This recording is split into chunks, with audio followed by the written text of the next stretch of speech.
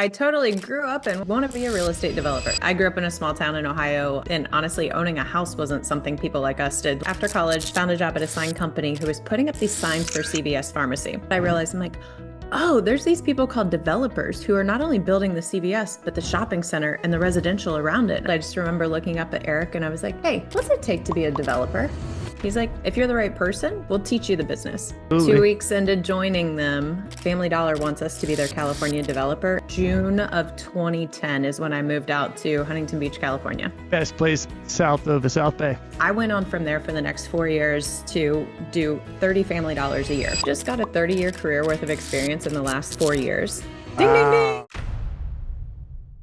Kristi, welcome to the show. I'm going to start this a much simpler way. Thank you so much for your time and coming with us. I know you come to us all the way from the great state of Florida, and your time is valuable. So thank you for joining us on Property Pro Tips. Hey, thanks for having me. Kristi, I was reading, and we were talking before the show, and your resume is absolutely impressive. And to break it down into a small little bio, I'm sure was not easy to do, but I'm going to read it into just for the record, just so that everyone can have just a taste of what you do, and then we'll go a little bit deeper as we go along. So, Miss Kristi Kandel is a real estate developer behind 450 million plus in projects across the U.S., from retail rollout to clean energy, housing, and now community-led wellness destinations. She's the founder of I&D Consulting and Local Real Estate Developers, LRED, and the co-founder of Elevate, community-driven sports and wellness destination built for friends and locals who share her belief that belonging shouldn't be rare. Through her work, Kristi is creating the playbook for communities everywhere to build places that actually bring people together. It's a novel idea. Instead of just living there. Yeah, what a concept. How about what a somebody concept. knows somebody? How about we talk?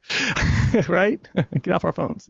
So welcome, Kristi. Yeah, thanks for having me. Glad to be here. You've built I&D Consulting around planning, zoning, and permitting, utilities, and everything. What originally pulled you into this craziness? I totally grew up and went, yes, I want to be a real estate developer. No, not at all. I fell into real estate. Yeah, said no one ever, but I am planning on changing that. But no, just like everyone who I seem to talk to, they accidentally got into development. Mm-hmm. I grew up in a small town in Ohio, and honestly, owning a house wasn't something people like us did, let alone become a developer. Wow. And yeah, so when I moved after college, I was like, I'm going to move to North Carolina, Florida, or California. And I was like, well, North Carolina seems too much like Ohio. California, I'd been out there for a month. I'm like, it's probably too expensive for me just getting started. I'll move to Florida. And then I was like, oh, I should probably try and get a job. So I did end up getting a job. I found a job at a sign company who was putting up these signs for CVS Pharmacy. And through that, I realized I'm like, oh, there's these people called developers who are not only building the CVS, but the shopping center and the residential around it. And I'm like, whoa, this is how our communities are built. So I had worked with them from the sign company standpoint for about a year, putting them up throughout the state of Florida. And I realized, wait, this developer in Clearwater, this is the front runner, and CVS is really going towards them. So one day in the field, I just remember looking up at Eric and I was like, hey, what's it take to be a developer? And I thought he'd tell me to go to school and get X, Y, and Z. And he's like, well, for us, we're a smaller company, like 20, 30 people. If you're the right person, we'll teach you the business. I was like, great, when do I start? And thankfully, because we had been working together for a year, I was able to start 3 weeks later. And then I got very lucky, which to me, luck is when preparedness meets opportunity. Absolutely. But 2 weeks into joining them, I get a call from Eric and David, and they're in California. And they said, hey, since you know signs and landscape, can you look up the code? Family Dollar wants us to be their California developer, and we're out here doing research. And that was in 2009, right? So it's perfect timing in the market for a Family Dollar to want to go somewhere.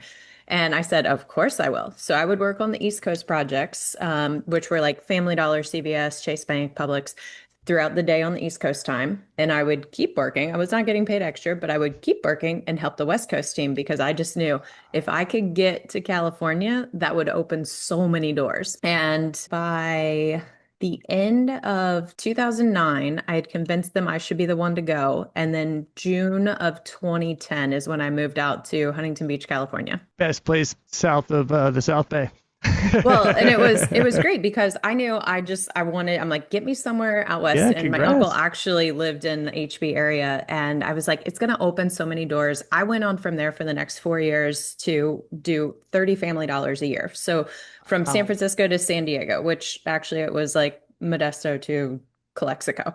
But it was incredible experience. I just remember my mentor looking at me at one point and, well, one of my mentors, and Vasanti's like, you just got a 30-year career worth of experience in the last 4 years. And I'm like, Wow. ooh, like ding, ding, ding, Wow. that goes off. And I'm like, okay.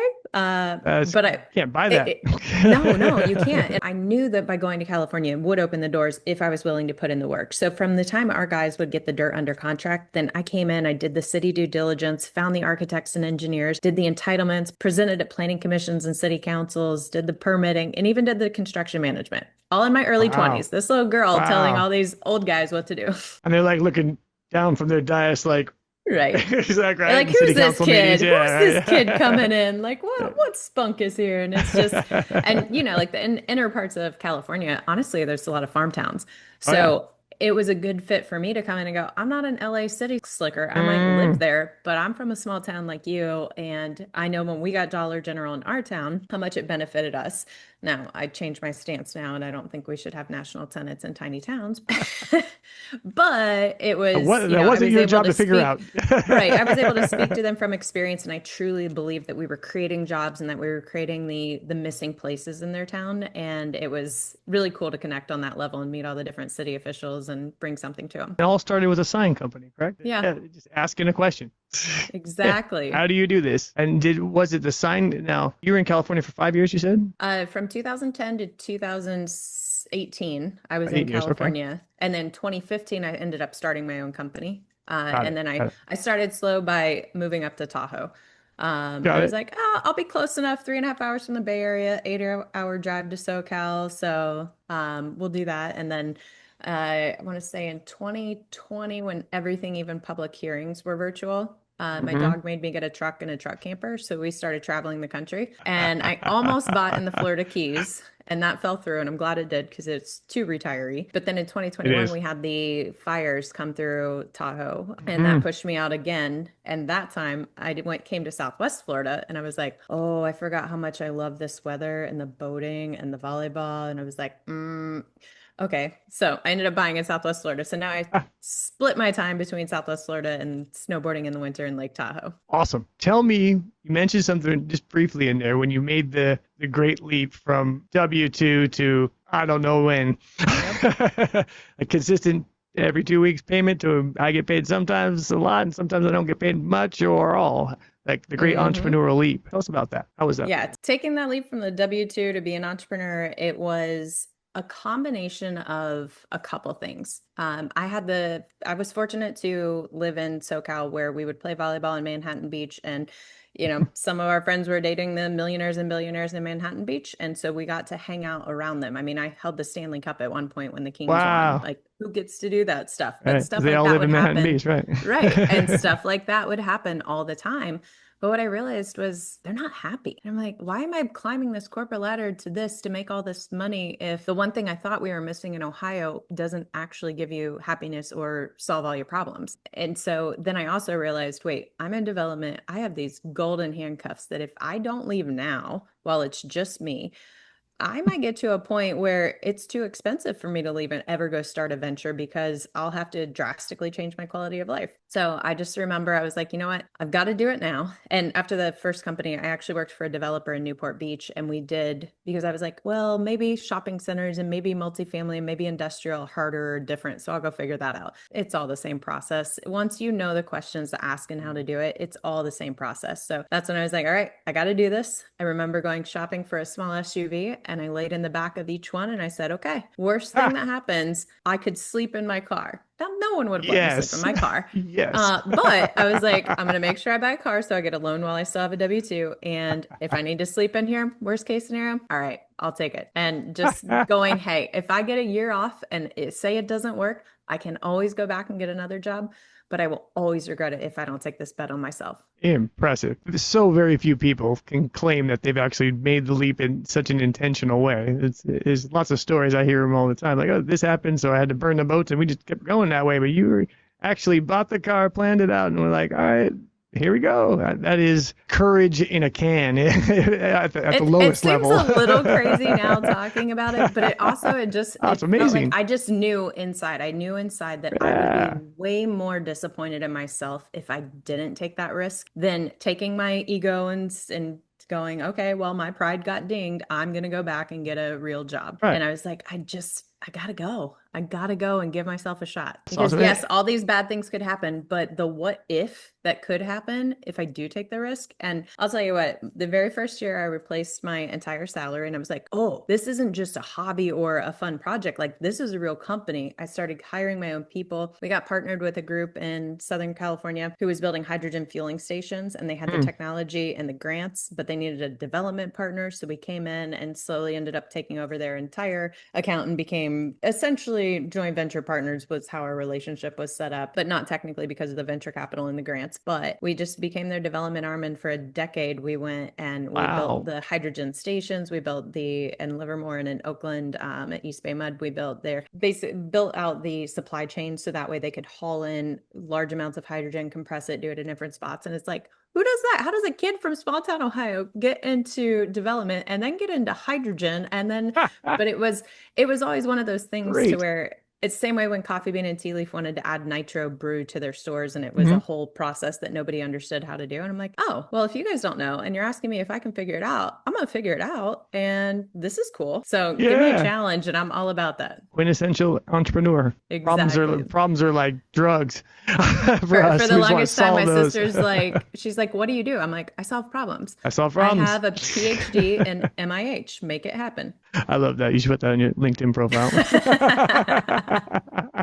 PhD MIH. And people can be like, what is the There we go. MIH? Make it happen. So after you started your company, in your experience in working in it and learning the lessons from your people that came before you, as much as we can, we always say, oh, well, we'll have to do it that way that guy did it, and be faced with the same problems. What is the biggest like hidden operational like hurdle or issue or challenge that just kills deals before construction starts? It just kills them. What is that like that one thing? Well, I thought you were going to say internally, and that's why I was chuckling because the biggest Could thing be. that is a surprise to a business owner is people. They I was just say are the payroll. best thing and the worst thing in a company. They can give you the most stress and the least, but that's, I literally build companies to be able to bring people in. There were humans and things happen and we have ups and downs. And yeah, it was that part to be like, oh, I'm in HR 100% of the time. Okay, that's cool. Like, but not Yes. really, but there, yeah. Right. Because when you But I start would, your HR and ops and oh, strategy you're and all the hats. CFO and all of it, right? Janitor. And and I also didn't like people said don't work with your friends. I'm like, why am I going to make other people wealthy? Like I'm going to make my friends. Like that's just how it's going to be. You just need clear expectations. So if you worked with me, you either probably grew up with me in my small town in Ohio of 2,500 people, or you played beach Wow. volleyball with me. Wow. Is that still true today? It's still true today. Literally, the That's latest awesome. company with Elevate. It's two other people I met through beach volleyball. Another person who I met through her running a volleyball pickleball tournament. And yeah, no, it's we meet through sports, or I've known you probably Huh. my entire life. That is awesome.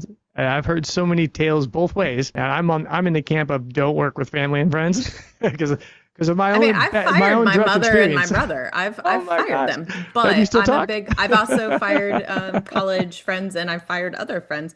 Wow. I would say, but I've also hired and we've had great success in other partnerships and times. The biggest thing to me is being able to have clear expectations. So when the writing is on the wall, like when I fired my brother, he was like, "Yep, I know." He's like, this was on me. I respect you for doing this and not letting it linger and blah blah blah." And it was if you have the clear expectations, yes, the conversations are hard, but they're necessary. And you have to remember that there's a whole other team that's there that is feeling the energy that's off or is picking up the slack. And if you don't take care of that, then it's going to actually be detrimental overall. So it's all about clear expectations, open communication, being vulnerable as the leader to be like, hey, dude, I screwed up today. Like I was super sure with you. I did not give you clear direction. And that was not right. And creating that. So there's definite mechanisms that we've put in place between quarterly conversations and different having supervisors in between people because I know I'm like, I am a fast runner and I'm a visionary and I'm someone who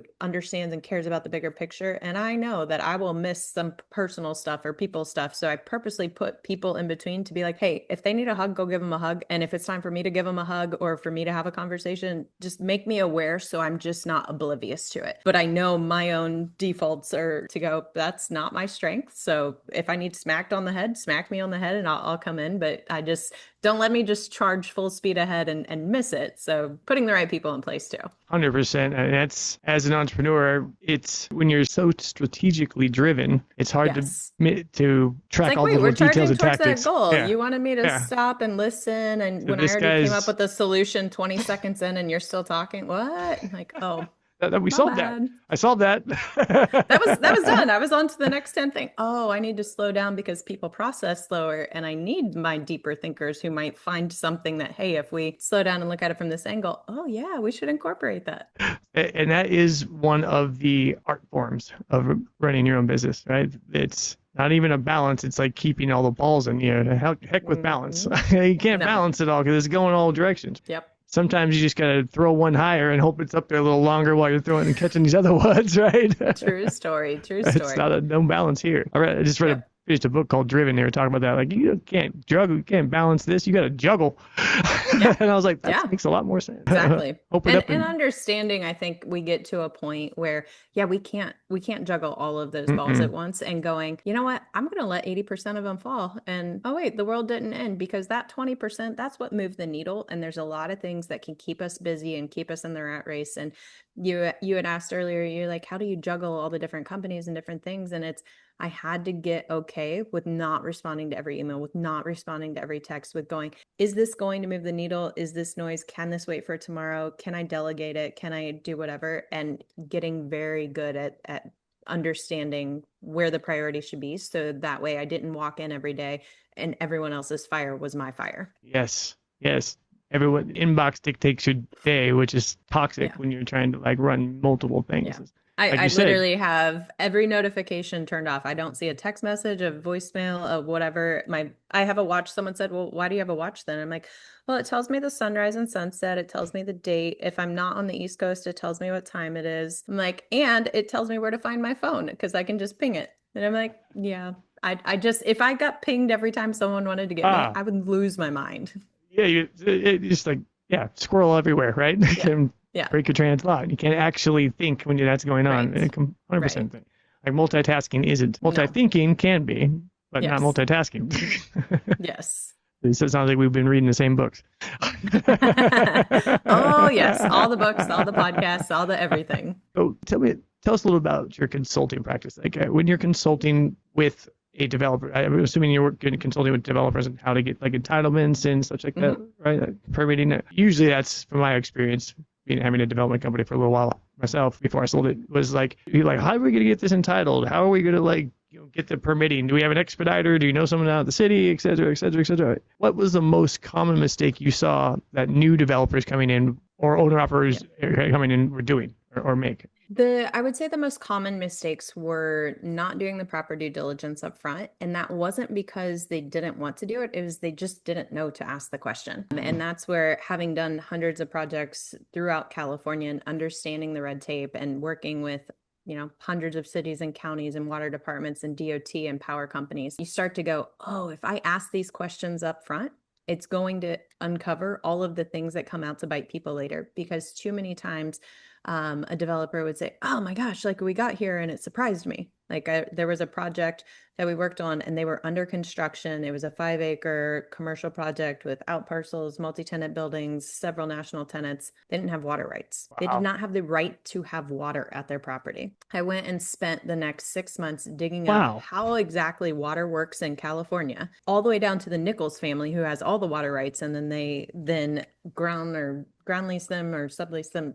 They lease them and 99-year leases to another group who then you buy it from, who then you get those rights. And then that just allows you to take water through the existing infrastructure to get it to your property. Then in that case, LA County had their own permit impact capacity fees that were tacked on top of it and their own time Wow. schedule. But it was like, oh, so I would say utilities are a big one that you can figure out from the beginning. you do need to call the power company. You do need to call the gas company, telecom, water and sewer, because just because you're an infill, and that was an infill project, just because Wow. you're infill does not mean that you necessarily get utilities. So that's a big one. The other It is big one interesting. that I'll see from new developers, honestly, even seasoned ones, they will see a piece of property in a prime area and they go, I want to buy it. And they have a high risk tolerance. So they go ahead and buy it and they have this plan. I'm going to build this. They never check the zoning. You can't build that there. They think, oh, well, it's my property. I own it. I'll just rezone it. Yeah, well, your neighbors are not going to allow them to approve a rezone, and or you don't know the political Yeah. intent of that area. And so buying something before checking the zoning and checking utilities hurts me when I get brought into projects It to hurts me go, by hearing oh, yeah. I that. mean, I just had a Look, call. There were investors who did a multifamily investment, and they said, "Hey, let's try being a developer. We'll build affordable housing." So they buy a property, and they're 3 years into it, and I get pulled in, and they never did the initial research to see what was the community pulse. Like, just because the code says you can do this, you can get a 25% density bonus doesn't mean, and there was a rezone required as part of that, just because it's in the code that there's a path doesn't mean that there's a path that can be approved. And so I had a call with the neighbor who literally created the probably the one of the most organized campaigns I have ever seen. And I'm looking all of this up ahead of time going, oh dear, someone never talked to her. And she she was rallied the anti. entire Oh my community. gosh. But just even listening, it's like it's why I created local real estate developers, because we're so tired of development happening to us, not with us. That's why we get the NIMBYism. It's why we get the people who push back, because they're like, wait, you're trying to jam this giant project down our throats. And now my view of the sunset that I've had for 70 years is gone because of your ugly, boring, basic building, because you couldn't put the gingerbread on because you didn't have enough money to make it pencil, and you don't live here. So you don't care. You just care about the numbers.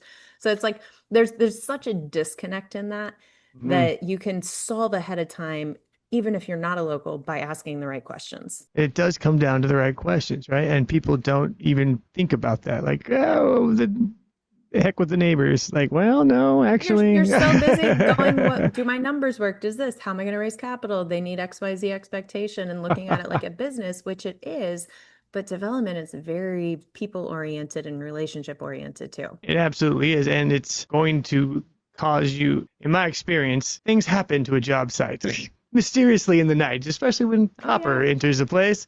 Tons You of know what that. I'm talking Tons of that. about? Oh And in my yes. experience, there's been less of that if you've been friendly with the neighborhood and the police and the fire department Mm-hmm. from the beginning. Like, Mm-hmm. here's what we're doing, everybody. Any issues, putting out flyers, Mm-hmm. sometimes we'd have barbecues in the site, and when it was still in dirt. Mm-hmm. It's amazing how far that tiny Yeah. bit of goodwill can go. So Yeah. yeah, now you have all sorts of a neighborhood watch on your project because now they have a little bit of ownership and pride. Because they're like, hey, that person cared enough about us to do that. Oh, They that's answered the cool. phone. Yeah, yeah, exactly. Yeah. They're not a faceless entity. And that is such I had to learn that by experience thing, right? It's people can tell you that all day long. And Yep. anyone listening to this is going to be like, oh, yeah, I'll do that. And then when they go off, they're not going to do it. And they're going to find out, oh, Yeah. well, now I know what they were talking about on that one podcast, however long ago.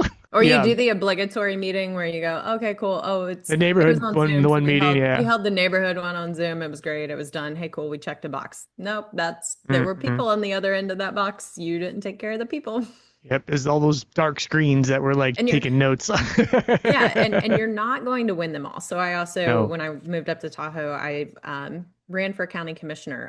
I thought I wanted to be on the government side, and the good guy won the primary, so I didn't really finish running, and instead I was on the planning commission for 2 years. And you still see more of how the government works, but also how the community comes in and talks to you and communicates. And I think that showed me and even where the bigger disconnects were, because I saw it from the outside, but then I really felt it from the inside. I also know I will never run for political office. I can't move that slow. Government moves way too slow with too much bureaucracy. But it was really great to understand from that perspective the community flow and vibe, which I've been able to take into everything else now. As your role as it was on the planning commission, what was like the one you started to mention, but what's like the one big takeaway as a developer that you got from that role? We were also updating the master plan. So Hmm, the one big takeaway that's cool. was too many too many developers were coming in trying to jam their project down to barely fit, and code is very gray. It is not black and white. You can make code say what you would like it to say within reason. If you have a strong enough argument, you can. And too many times the public would come up and speak during their 3 minutes they had and say, I think, and basically think that something shady is happening behind the scenes because they don't get to see the full process and how the applicant comes in and meets with staff and goes through and tries to make it work. So the biggest disconnect is that then because they don't think their voice is heard, then that's why they form these neighborhood groups. This is Right. why they have the opposition. It's why they speak against any project and they go, I don't want development at all, because they feel like their voice isn't heard and they feel like it's the developers and the city against them. Generally not. Yeah, and yes, so then you get a bad story or two that comes out and Right. gets the press, and then everyone goes, see, every official's crooked. Every official's getting paid off. We need a recall election. We need to do. And I've been part both in Tahoe and in Southwest Florida. My communities have been part of recall elections, thinking shady stuff is happening. And unfortunately, the lawyers are the ones who make all the money, and any Hmm. progress we could have made slows way down, and it creates an even bigger divide in our communities to where it's like, wait, guys, it doesn't matter if you're red or blue, pro development, against development. Like, we all choose to live here. Why are we fighting ourselves? Let's find a way to come together and move our community together in a smart way. And again, starts with conversations, but we skip that part and just go, I'm going to try and get a land use attorney and jam it down your throats and try and make it work. And that's pervasive. It doesn't seem like there's a market I haven't found that in one way or another. And it's probably more so here in California than it would be in Florida, I'm imagining. I haven't built anything besides California, but it is, I mean, It's everywhere. I've lived in small communities and across the country, and now even with local real estate developers and working with people in smaller communities, it's literally every same. community. It's why I created this next company, Elevate, because I'm like, I am so tired of our communities being so divided when we just need things that bring us together. And that's a great segue. Tell us about Elevate. I saw it on your bio, but what is Elevate? How does it help? What problem are you trying Yeah. to solve with it? Yeah, so I mean, we when we think of development, we've got plenty of people working on our affordable housing crisis. We've got plenty of people working on the commercial spaces and the places that we work. But what we're missing and what we have outzoned ourselves, changed our zoning to make is that we've gotten rid of those third spaces. It's where do we go to just meet as community members, where your age, your title, your company, your how much money you have doesn't matter. And it's, hey, we all went to this one gathering spot and we hung out and there was no set time or place to go and see people, but you just ran into people and interacted. And like right now, we have to go, okay, I walked the dog over here and then I went to the coffee shop over here and then I picked my kid up from daycare and I might have run into a mom and maybe we went and grabbed lunch real quick. So the thought with Elevate is, how do we take something in our community and create a space where everyone belongs? So where moms, grandmas, daughters, sons, brothers, everyone has a place to go. And it takes a combination of sports, entertainment, and wellness and puts it all in one spot. So we've got our indoor, outdoor, pickleball, volleyball, tennis, basketball. We've got our indoor, outdoor dog park. We've got a food hall area. So that way our local vendors, they make what, 10% margins. We're going to create a food hall place where they can come in and operate with a fraction of the overhead cost. And then when people can go, oh, this is your sushi place. Oh, and you also have one down in Naples. Awesome. I'm going to go there when I'm down there next time. We'll have a That's outdoor cool. entertainment.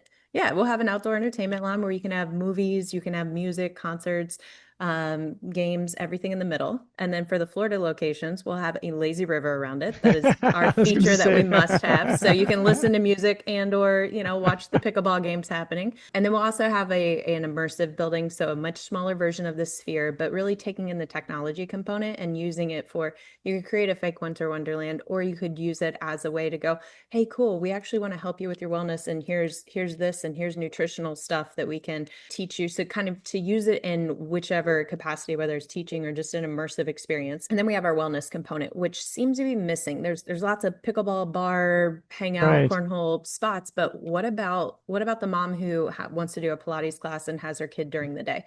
Great. Our wellness building actually has something for that. You have 2 hours of childcare while you go to your Pilates class, or you could go to the boutique gym above that is set up for each community. So depending on the demographics, but then it'll have QR codes and things to go, here's how you actually use this equipment, or here's the type of workouts you can do. So it's not a scary macho gym. But then the other side of the wellness building is the where we'll have the athletic trainers. And so it's, you know, those lingering injuries that you have that aren't enough to go to a doctor and get a referral and go to a PT. Oh, guess what? You could go see an athletic trainer for a fraction of the cost, get evaluated, and either go, yeah, you need to go to a doctor, or hey, if you do these exercises, it's going to strengthen the muscles around and your shoulder's actually not going to hurt anymore. Or, hey, I'm getting older and I have these pickleball tournaments, or even me with beach volleyball. It's like, what is the proper way to warm up and cool down? Because I used to be able to just walk on the court and walk off and Walk not off. do anything. And now I'm sore and now my legs are heavy. And yeah. So just having that available, as well as like cryo sauna, like all the wellness features and components that we can put in for healing and recovery. And then even a self-serve area, outdoor lap pools, so you can do different aquatic stuff, Zen garden and meditation, and walking trails throughout. So Yeah, right. basically it's creating that spot where it doesn't matter what your interest is within that 10-ish acre facility. You belong. Just by living in the community, you belong. And then Nice. how we're funding it is also That part was of my next question. this. Like, how does the Yeah. overhead gap out with Yeah, I the mean, all told well, I also forgot. So we'll also have in phase 3 a full-blown sports bar with simulators for all the stuff. So you have your the Top indoor Golf? stuff. So Yeah. yeah, exactly. So, I mean, all told, it's probably minus land cost, 140 million, and a 5 to 6 year development per location. But Hmm. that's also part of the creativity that we get to put into this is, yeah, we'll have our accredited investors, but also at the same time, when I created local real estate investors, everyone's first question is, how do I fund my project? Well, if you have a project that needs more than 4 million of equity, which won't be their first, but it could be a future project, we have a crowdfunding platform that we can turn on, because then the financials make sense, and that allows the community to invest in it. So now you can put $500 or $1,000 into it and Wow. go, yo, I'm part owner of Elevate. This is so cool. So now you've got locals building it, locals investing in it, locals as the businesses inside of it, and locals who are coming to use it. So now you've taken all of these things that normally divide us, and we're doing the social media thing where we are literally doing daily posts. I think we're at day 88 today, but sharing the process to go, here's how development actually happens, because we want to make sure that people are aware that it's coming, Mhm. and just make sure that everyone feels part of it and goes, okay, this is cool. So again, doesn't matter if you're red or blue, doesn't matter what Yeah, your right. demographic is. You go, whoa, just by being here, I belong, which is the third part. So I did grow up very poor in Ohio, and I don't want price to be a barrier for why you can't get in. Mm. So we want a nonprofit component, and actually it looks like we can have public-private partnerships where maybe we're expanding an existing park system with the communities. And by doing that and having a nonprofit arm, we can have things like the walking trails, the outdoor dog park, the lazy river, some of the outdoor courts. We can have it to where it's free to the public. So if you live there, Wow. that's your membership, you belong. And that's very important to me. That And is so we'll really, have that, and then yeah. So it's like it's when you such a think novel about concept that, because you see big developments, but you don't see like kind of considered in the way you're talking about. Like, yeah, they'll have like a dog park or like a little right? mall or strip mall or something kind of in the middle, some stores maybe, but it's not really. They just You don't feel lease it out. connected. You don't, They yeah, lease it out to whoever wants to be in there. They don't have any kind of plan for it for like wellness and things like that. It could just be all banks yeah, a lot of times, or So exactly. I And think you have a really great idea here. It's just and for me it's like mind blowing because here in LA we don't have land like that. Like I'm mhm. like 10 acres. Where's No, same that? out here. It's the same way. I mean, we're at day 88, and today was our land update day. But like if we think, so we're doing one in Southwest Florida. We're also doing one in St. Pete. St. Pete is in Pinellas County, and Okay. only 3% of Pinellas County is not developed yet. Wow, you Same found way like the down last 3%. in, well, and same with down in Southwest Florida, it's all wetland. Like if it's not developed yet, it's probably Right. wetlands. Yeah. So Right. trying to find that, yeah, I could go to Ohio and find some cornfields and put it, but that's not the goal. So that's where all of our conversations have led us to potentially public-private partnerships where maybe we do work with a city or a county, and there's an existing park system that we can enhance the free features, and then Mm. create, by doing that, we can create more, we can build in the components that have money to different parts, and then that creates the funding for it.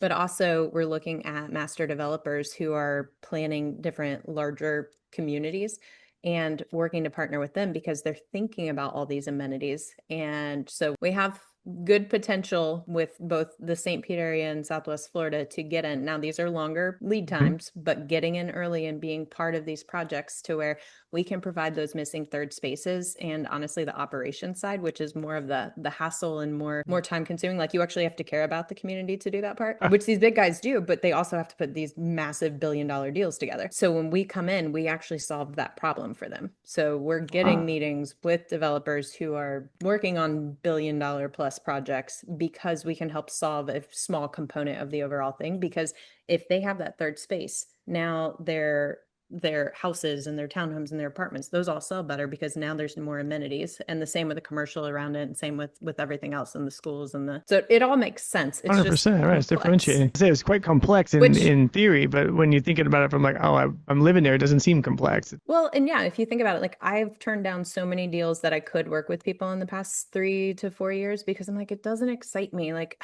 I know this is going to be a 5 year project and I'm going to be bored 6 months in, and I'm going to wish I was spending my time boating or something. And no, I'm not like massively wealthy, but I also go, I want quality of life over everything else. So I'm not chasing every single dollar. So when this came up, I'm like, yeah, like, this is complex as hell. I love it because it makes the problem solver in my brain go, I know we're going to be forced to collaborate with some amazing, incredible groups who are Right. leaders in our community.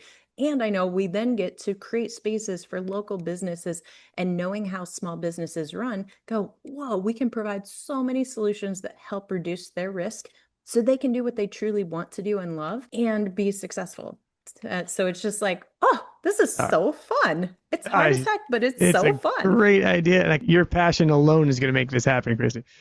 Just the way you talk about it, I can see it. I can feel it over here from thousands of miles away. Like your will alone will make that thing happen, whether anybody wants it there or not. Damn it. The Because it's, doors that I'm excited about it continue. and I'm not even involved. Well, and we've got the people who are joining both our development team, our operations team that are coming out, and the people who are willing to even take meetings with us, like the meetings we have been able to get. So up in St. Pete, the Tropicana field, that's been a huge thing for a long time. Where are the Rays going to go, and what happens to the community that got displaced when the Mm, Tampa Bay Rays Stadium got built in the first place? So whoever comes in, it's going to be a $6 to $12 billion project, but a huge component of that is going to be giving back to the community and giving back a huge chunk of public space, which is our solution. But we literally reached out to some of the developers who are putting their hats in the ring, and they answered our call, and like, we met with them and they said, oh my gosh, yes, like, your concept can be part of this $6 to $12 billion project. right, 'cause they don't think that way. They're thinking about how many units can I get in here and like Right. But cost per square foot yeah, to construct. They're like not thinking about that piece at all. and It the feels like fact that they're overhead. willing to take the call and have those doors Yes. open, and then all of that. And so it's just like, there's so much alignment and synergy that continues to happen, and doors that continue to open, that, yeah, it's going to take time. It's going to be so worth it. And the goal That's then would be to create that blueprint. So then people go, oh, this is what this is. Okay, we can mm. put this in more communities. And oh, look, if you all lift a little bit together, that $140 million, like, that's chump change, and we can make this happen. And like, for example, there's I don't know, 1 or 1.3 million people in Southwest Florida. Okay, if everyone gives $110, guess what? Done. Now, it's not going to happen that way, but Right. when you think about it I like think that about and it you that go, way. oh, really? Like, that's less than taxes. That's one meal. That's so. So it's possible. They just need the right people, and that's where developers come in. If you have the right vision and you can build a team, you can go make something impossible happen. How, and that leads me to my next question with you, Chrissy. Like, there is like for most starting a development company, like it's too big to even start. It's imposter syndrome. I don't even know where to start. I can't do this, son of a builder or something like that. What do you say to those people? Like, what's the smallest, most like realistic entry For for point most for these kind of people? For most people who are looking to get into development, honestly, the biggest thing that stops them is the belief that they can even do it. And to us, it's just the fact that we have gatekeeping and the fact that we haven't told people how to do it. And it's because it's different in every single city and county. So 100%. that's it's why I started the local developer podcast, because originally I was like, oh, I'll have this coaching program and I'll have these courses and it'll teach people how to be developers and it's great. Well, nobody's gonna buy a course if they don't even believe they can do it. How do we get them to believe that someone like them can do something? Why don't we share the stories of people who are doing it and not of the massive developers? Let's talk about the people who took 20 acres of land and split it into 4 lots and put 4 homes on. And then that parlayed into everything else. Or why don't we talk about the broker who bought a mixed use building in their town of 100,000 people and put a couple tenants in the bottom and some Airbnbs above? Why don't we talk about, so Right. by sharing stories of how people did it and not just, because yeah, you read my bio, 450 million plus, nobody can relate to that. Yeah. Yeah. What you what you can relate to is, oh, they bought this lot that they thought they were flipping a house on, and then turns out they couldn't do what they wanted to do for whatever reason. So they ended up tearing it all down and ended up building two different fourplexes on it. Like, oh, interesting. That was their starter. They had to do a little bit of a rezone. They had to do this or that. So the belief is the hardest part. And then that's where I tell people, don't. And they're like, what city should I go to? The one you live in, the one you know Right. the most. You are most uniquely qualified to be a developer in the town that you know because you know those places that are missing. You know that daycare that you don't have. You know that coffee shop that you wish you could go to. You know that place where you wish you had pickleball and a bar indoors and it's not there. But you know that because you live there, you've talked to your neighbors, you've talked to your friends, and you understand what's missing. So that is where, and your city, like I said, I ran for county commissioner and a planning commissioner. I ended up being a planning commissioner in one of my communities. We're normal people. We're business owners. We're people who care about the community. We've lived there. We care about the future of it. So your city officials, your city managers, they're all there to actually listen to you and to help guide you through. And that's the truth. And I found it in my own experience when they ask you where you live, because they'll tell you like, are you a citizen of this? Who are you? You're like, yeah, I live at 1223 Sesame Street here in, whatever town, right down the street from this develop, where I'm going to be developing this actually. So yeah, I'm going to be Because they one want of to know, the, do you know the yeah, area? Do you know the right. neighbors? Are the neighbors going to think that you're one of them or you're another outsider coming in trying to make a buck? Because they understand that dynamic. Through our local developer program, we ended up hosting some workshops up in the UP and Michigan. And it was so great because we got not only the city officials in there, but probably 50 plus locals who were like, hey, this could be cool. And I mean, these are towns of 3 and 10,000 people. And the best part was when we had the city managers up there talking and people are like, oh, I'm scared. I don't know where to start. And literally, Eric and Mary are like, come to us before you buy it. We Mhm. will tell you exactly what is possible from zoning, from this perspective, from that, any history we know about it. And like Eric said, he's like, I will tell you if your baby's ugly. If I tell you the baby's ugly, don't buy the property. But if I tell you your baby's not ugly, then great. But it just Rock on. helped humanize and go, look, they legit want to help you. But if you buy the property and then come to them and say, I want to do an industrial use within this commercial or residential court, no, it's not going to work. Almost like talk to your door knocking sometimes, flyering Yeah. the place. Like it's just like, what do you think about this? What could we use? Almost quit boots on the ground quizzing of the Yeah. neighborhood, and And you'd be taking a surprised how many genuine people are going to talk interest. to you. Yeah, people actually will talk to you, especially when they're Yep. like, "You're building what? What's going on in my My neighborhood?" my Yeah. favorite thing to do when I go walk in and we're looking at a different property, I will at minimum talk to every owner or renter who touches every property line. I always ask the city or county, do we have active neighborhood groups? What's happening in Mm, here? And then if we do, I will meet with them because I want to hear before I ever have any money hard is what are your obstacles? Like tell me everything bad and why this won't work now. right. And then if I hear enough to go, oh, well, we can frame and shape this in a way that everyone's amenable to it, like cool. If not, I would much rather have figured that out early and then walk before with just my time lost. Two more questions. What's one leadership lesson that's helped you thrive in the industry that's known for such complexity and chaos? I mean, development is such complexity and chaos, right? You could have your Gantt chart or Microsoft project plan that goes 18 months out with every predecessor and task linked to each other with time and materials and everything in there. And then day one, it goes out the window. You got to keep adjusting it. Hmm. And that is controlled chaos, right? What is the one leadership lesson that you think that's you've taken through this whole entrepreneurial journey of yours? Yeah, no, there's been plenty, but one that stands out, one leadership lesson that stands out is to listen first. And I remember one of my other mentors, we're in a city meeting and it was a pre-application one. So nothing was on the line. We were fact finding. And when we left the meeting, I was like, Scott, why didn't you talk at all? Like he maybe said 10 words. And he said, Wow.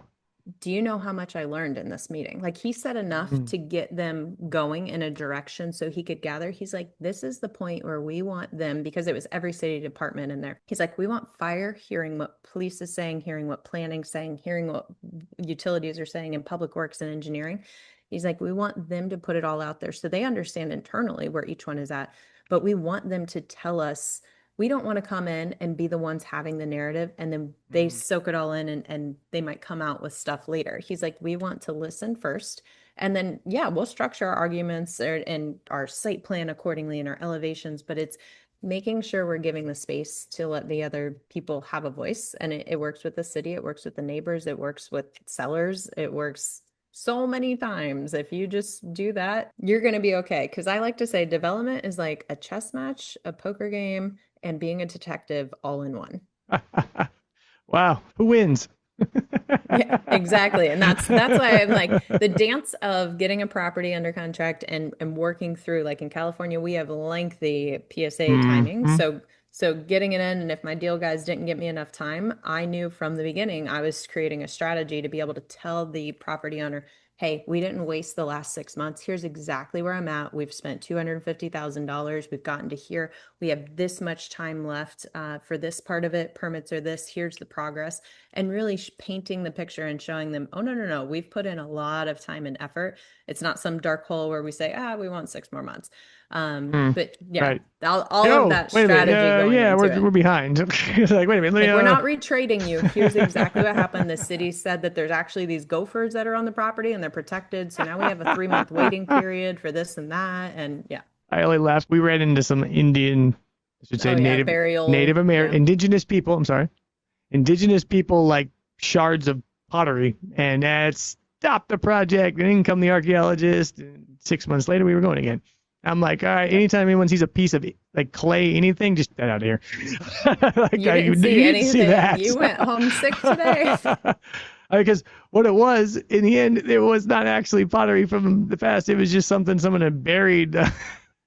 It was Yeah. absolutely just an Yeah. old flower pot from 1921 or something like And you're like, that. wow, do you know how much you cost me? It wasn't just six Yes, months. There was a whole lot of time and money yeah. Oh and my gosh, yeah. Lending, the contractors, cost of materials, money, lenders. right? Yep. Everybody left the site. Now they got to come back on. I mean, it's just, Hmm. yeah.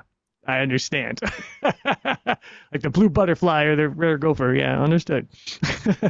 Yep. It's why some So people go, nope, I'm never developing again. yeah, it's not for the faint of heart.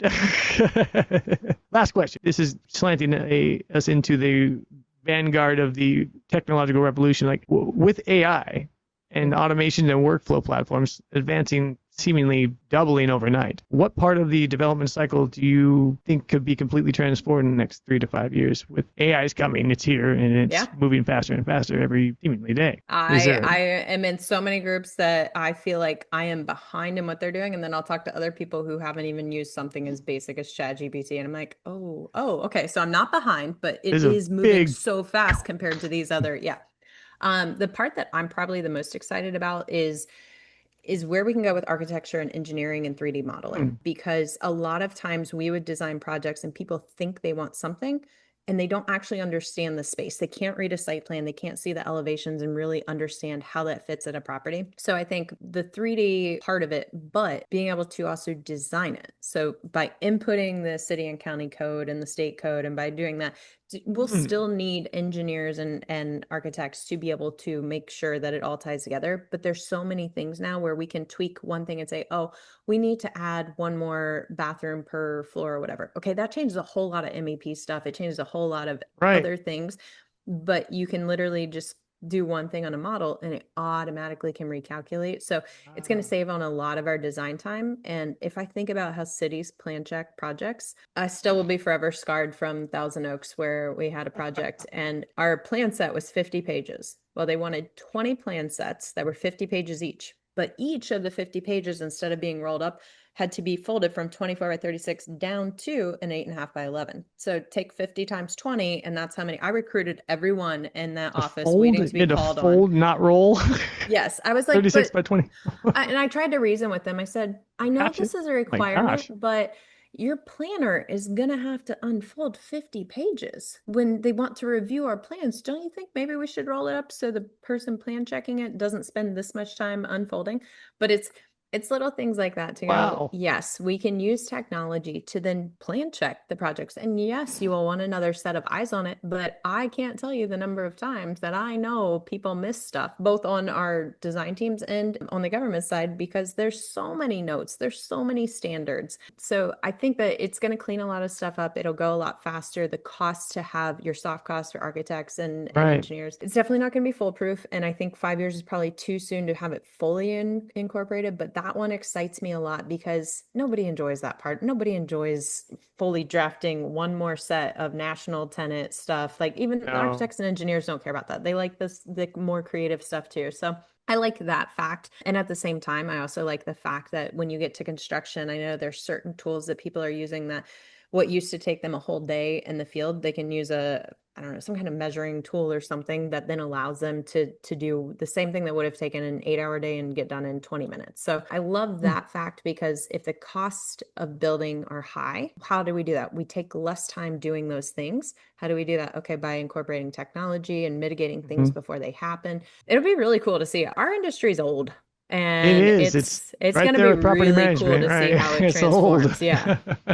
And therefore, I think it's going to get some of the biggest benefits from Hmm. AI and automation. Like real estate in general is old. Property management's even older than development. It goes back to like the Crusades. Oh Track yeah. that one back. And First it's Crusade like I is where it think was from. a property, I mean, sign companies are the redheaded stepchild, but property management is Oh the same. And yeah. it's just like, and you're Mm. constantly just, oof, yeah, Right. that's ripe for disruption too. Right. I mean, we have 400 and something employees here at Beachfront Property Management. Hmm. 12,000 plus doors that we manage, all third party, 700 buildings, and it's all people. It's all people, Hmm. right? And it's like, and Hmm. people make mistakes. People get sick. People have to take breaks. They need to go on vacations.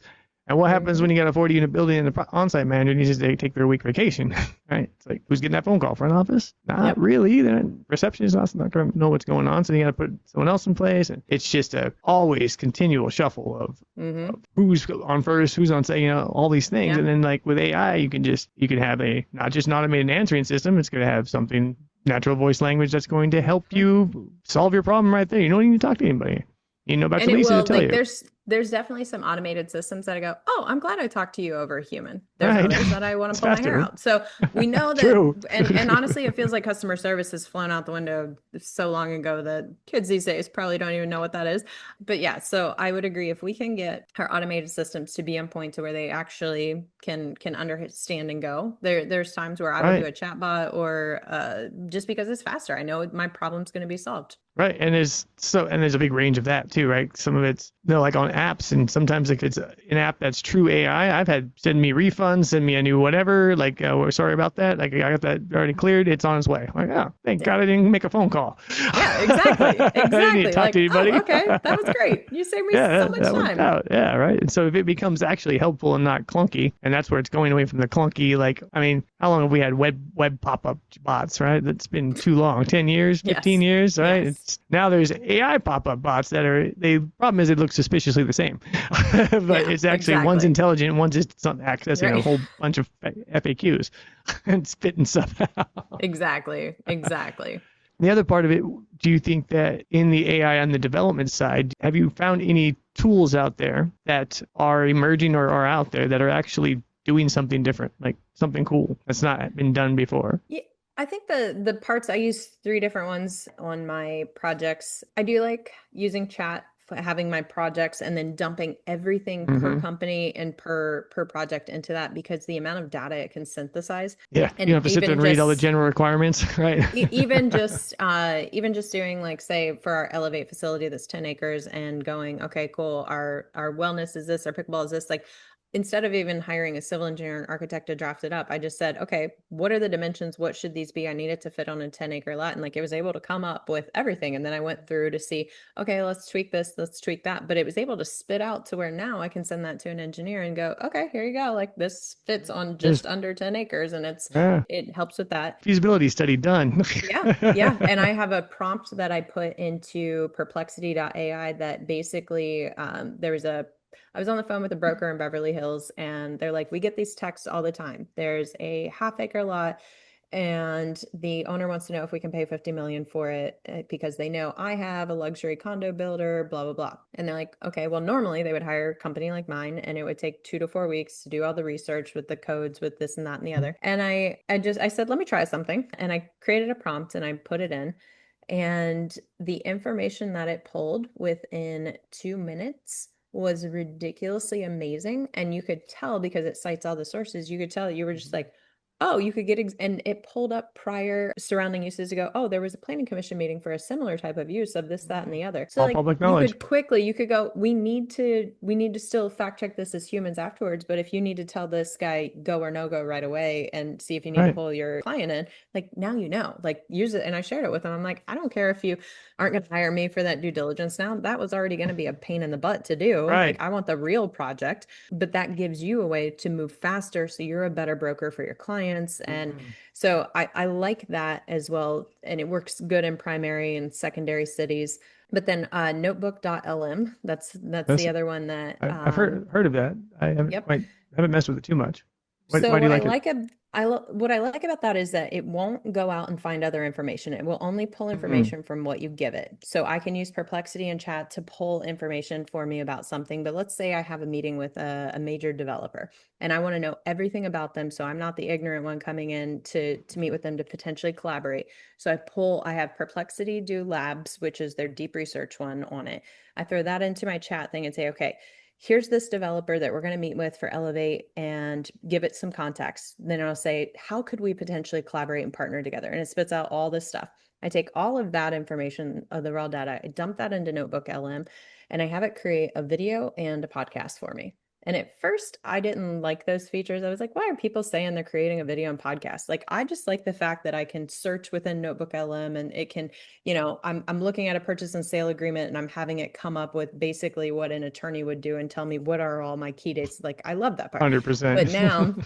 now that I'm trying to get massive amounts of information and then to know and be able to talk intelligently to these very huge developers that we want to work with, I listen to a 6-minute video or a 10-minute podcast, and it goes into like how it said we could collaborate on the Tropicana Field project made me go, holy crap. And I learned so much about that from the start that I was like, okay, well, now I can intelligently talk about all sorts of things, and I feel confident that we belong here because they actually need someone like us based on what they presented to the city, that I didn't have to go read through hundreds and hundreds and hundreds of files of their proposal. Wow. It summarized for me and told me how I could fit in because I had plugged it into chat. So by using all three of those, I would need a full team of people to do what I now Right. spit Oh, it on in 100%. seconds. Yeah. And in weeks. One question, how does the podcast part of that work with your pitch or whatever? If For you, like what I have created. correct. You said it creates a That podcast and that a is video. What is that? purely for me to listen to as a way to digest the information It's instead not of posted. reading It's just novels and like, hey, novels of okay, yeah.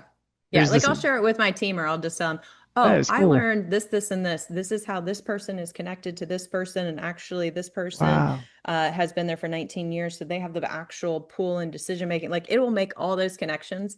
And on Neat. Notebook LM, the cool thing on the podcast is you can legit interrupt them as if it's a live pod. And you can say, actually, you went the wrong direction on this. You were wrong. It is a good fit for us to partner with them because of this. We're not doing the PPP model. We actually want to work with private developers. We just didn't think we could find the land. So now reframe how you're telling me we connect or not. And they'll be like, oh, well, thank you for chiming in. And blah, but then they reframe the whole discussion instantly. Wow. I've not heard that tactic or feature of it of Notebook LM. I'll have to check that out. That's awesome, Kristi. And the videos, like the pods were great because they're like 10 to 15 minutes and you can interrupt them. The videos I found are even better because they can make it more concise down to like 5 or 6 minutes. And that actually, there's one video I almost considered sending to someone who was external that we were meeting with because it was so good. Like, It look was what I like, made. I don't even need to meet with you. If you just watch this video, you're going to be like, yeah, we want to partner. Here's what I came up with. Let me know when you Yeah. want to start. Yeah. And I'll take like all of the meetings and stuff that we are able to have our AI recorders in. I'll take the transcripts of the meetings, throw it into chat, say, give me a summary of the meeting, the action items, this, that, and the other.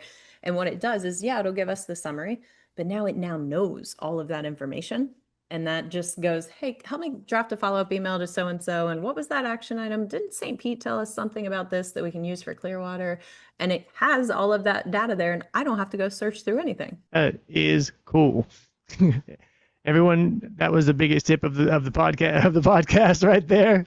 I'm not going to repeat it. You have to look for it and listen to the show. All right, Kristi, bring it home here to the last bit of our show called the rapid fire round. I'm just going to ask you a question. You talk as little or as much as you want, and I will try my best to be quiet. Not going to say any comment. They're just different questions. They're not exactly about real estate. They're just more about you and kind of your view of the world and entrepreneuring. So without further ado, are you ready? Let's do it. Question number 1. What is your, this should be illegal, but it's not? I'm blanking on that one. Pass, and let's come back to that one. Think about it. Because I'm actually a person who doesn't think that we should have as many rules as we have. So if I see a line, Probably I have a lot of them. like pole vault over it and just see, was the line there for a reason, or is that reason over? Good answer. Number 2, entitlement or permitting. Which is more stressful? Entitlements are more stressful, but they're way more fun. That's the poker, chess match, detective work. Once you get to permitting, it's black and white and it's boring. Number 3, what is the worst fashion trend you've ever participated in? I mean, I was never actually one to follow any fashion trends, and we did a whole lot of dress up things in California for every type of beach volleyball event we would have. So I would say I would say it's not the worst, but it's incredible. If you watch beach volleyball players in California for whether it's lingerie or 6-man or the Halloween one, like you will just have a blast looking at what ridiculous costumes, which reminds me at one of those tournaments, maybe a Smackfest one, they were a team called Team Too Soon. And one was a Nazi, one was like the Boston bomber, one was like everything way too soon, like no, 9/11, like all the stuff. Yeah. It was like, no, your team too soon. Like, yeah, that you can't use that joke yet. That's so bad, it's good. Yeah. You're like, oh, and they're like, that's why we're too soon. I'm like, oh, you're right, but we're like, yeah. Oh, I can see that. So cringe. That is a great name for a team. Right. What is one real estate buzzword you wish you could retire or never have to say again?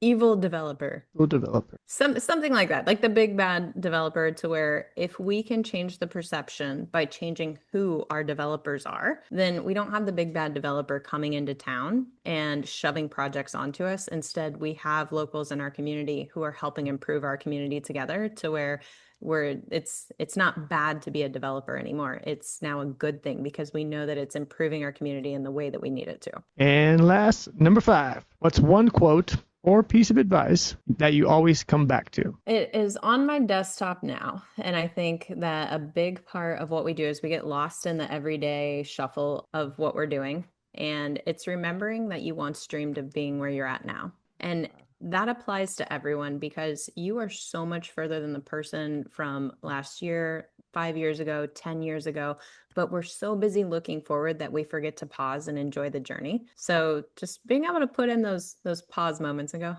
because what I've honestly found is that the journey truly, I used to be a destination person. I'm like, no, it's the journey. It's the ups and the downs. I want to build this big $140 million Elevate facility, and not just in Southwest Florida. Now I want to do it in St. Pete and then other places. And I want to enjoy every bit of the unknown and the uncertainty of every day. And okay, cool. We secure the land now with this massive developer. Great. Now we got to go raise some money. Okay, cool. Now we get to go make all sorts of new relationships and connections and figure a lot more stuff out. So enjoying it this time. I didn't enjoy the journey the first time. Well, at least you got a second chance and have the ability to reflect on it. And most don't even take a look backwards. They're too blinders looking forward, right? Yep. Well, that is a fantastic. I love that, Kristi. It's like, remember why you started, right? Like, measure back. There's a book on that. Always measure backwards, as Dan Sullivan. Dan Sullivan did the Gap in the Gain, and I Gap in the Gain. That's it. Strategic coach. I read his Who Not How, joined the program. Gap in the Gain came out, all the others, and it just, it's perspective. And I live in Fort Myers Beach, Florida, where a hurricane literally wiped out our entire community, and it was the worst thing but then I would never, while I wouldn't wish it on anyone else, it was the best thing that ever happened to me. So it's just at the same time, like that one got me full circle to finally to self-love to where I went, oh, I don't need the external validation anymore. Like I was always good enough. I just always thought I had to strive and achieve to get to that point. And so it's like, if you look at anything hard that ever happened in your life, the person you became on the other side of that hard when you got through, because you did, is such a better version of you. And every mountain that comes in front of you again, you're going to become such a better version of yourself as a result of getting through that too. Love it. Very well said. And so many people need to hear that in this world. It's all what we think of, all what we make of it, right? There Yep. is no end. There is no spoon. That's right. It's just And the journey. like the great Kelly Clarkson said, what doesn't kill you makes you stronger. Stronger, right? Or in Finding Nemo, just keep swimming, just keep Just keep swimming. swimming. We toss that internally in our company. We toss those around a lot. It's like, yeah, today sucks. Today's a just keep swimming day. Just keep swimming. Love it. I tell that to my daughters all the time. Just keep swimming. Swimming. All right, Kristi. Well, that brings us to the end of our show. Any last parting shots or things you'd like to say to the audience? And how can they get in touch with you if they're interested in any of your multitude of services? Yeah, if they go to kristikandel.com, honestly, you search my name. I went from wanting to be invisible to going, hold on, if I actually want to help change communities, I need to be out there. So kristikandel.com, or you Google me and many, many things will come up. But just the parting advice, bet on yourself. You can always go back to what you're at right now. You can never, you just don't have regrets at the end. Just bet on yourself and it will all work out. And you can always go back. That is the truth. Yeah, And most of the time, you never have to, exactly. in my experience. Exactly. Best bet is yourself. Well, thank you, Kristi. It has been an absolute pleasure. I've enjoyed this conversation. I know we've gone a little over time. My apologies, but I'm trying to be. You have so much to say. It was so fun. I love these conversations. Like, yeah. oh, okay. No, any feedback on my side? Did we miss anything? Did you want to cover anything? Anything you want to run back? I think we got it all. Hour and a half. Yeah, and if anyone, yeah, if anyone wants to reach out, I absolutely, I'm focusing on relationships, connections, and collaborations. I absolutely love to talk to people and hear, and if there's a way that I can help or share a resource, yeah, just get in the game. Go do it. All right. Well, thank you again, Kristi.